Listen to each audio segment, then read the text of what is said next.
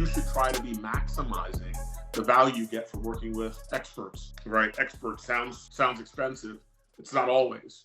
Sometimes it's more expensive not to leverage experts when you've got gaps, particularly when it results in missed opportunity to deliver the maximum impact for your business, and you just locked stuff into a contract for multiple years, right? So you won't be able to unlock it for another 3-4 years once the contract comes up for renegotiation. So let me talk about the hidden facts of what senior leaders do that I've witnessed across the 6 or so major Fortune companies that I had the privilege of leading as a CPO before, right? So first, just about every single senior leader has to leverage experts that are external to the business. Many of these experts, because they're, if you went with a bulge-bracket firm, a McKinsey, a Bain, a BCG, an Accenture, you end up with people that have been there and done that, usually in your industry, people that have been working for, with, and around your competitors, people that have solved problems similar to yours, probably 5 or 6 other times, and so have learned from those experiences. And what it does, it reduces your ability to make the same errors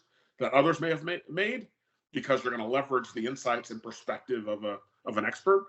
And then secondly, it can help you actually get after closing gaps that you might have within the knowledge base of your existing organization. For example, I can tell you, when I had the privilege of leading at Kellogg's, I had a wonderful team of like 300 people globally, 300 people managing double-digit $billion a year from a procurement perspective. When you have got a team around that size managing $10 billion, what you realize is that you've got some folks in there that are really, really good at certain aspects of the source to contract negotiations, and some folks that are coming up the learning curve. And that's just the normal distribution, bell curve distribution of folks that you're going to have in virtually every single category that you're trying to source. And so your challenge as a leader is to be able to understand where those gaps are with your team before or during when they have to execute it in the field. And you want to be able to intervene prior to it creating any adverse impact to the outcomes of your business. But here's the reality. Most of the times, procurement people hear about a deal after the fact, even the procurement leaders. And so I would often get a note from someone from some far off place on the globe, and they would say, "Hey, Walt, can you sign this very expensive contract? And here's kind of the high level of the contract." And I would often have like this myriad of questions. Did they go out to a lot of suppliers? Did they use the right set of tools? Is the strategy executed correctly here? Did they try to get after coterminous constructs because we buy this same stuff in 4 other parts of the globe? Are they aligned to the global contracting timeline constructs that we were trying to get after?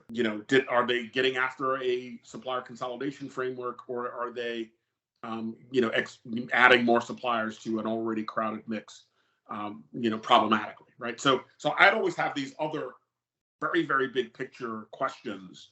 It was for me, always very challenging, and I'd end up, firing off a note, trying to get a lot more of the detail, and then, working with them to really understand, did they do the job that I wanted them to do? And sometimes when you realize that sometimes the business exigency doesn't require you to do a lot of that stuff, and you just kind of got to go with what we've got, it's challenging, right? And you start to stack up missed opportunities or potential missed opportunities where you could have kind of eked out something slightly better, slightly more aligned with the outcomes you ideally wanted, but you weren't able to influence the deal basis the timing dimension there.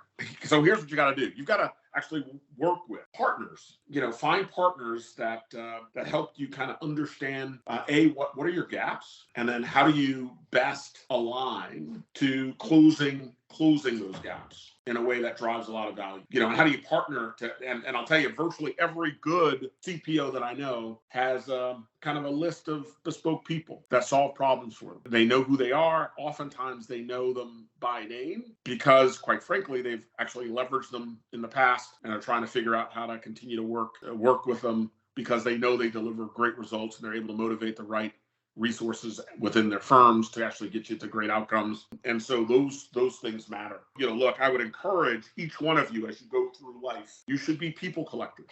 You should be partner collectors. You should be third-party collectors, and you should be expert collectors. And you should be seeking to find people who have, bespoke areas of expertise that you're gapped in, and leveraging those external skill sets to actually close gaps in a proactive way. Because I guarantee you, no matter how big your organization or small, no one knows everything they need to be successful in every single deal that might be thrown at you. And so you definitely want to make sure you run that differently.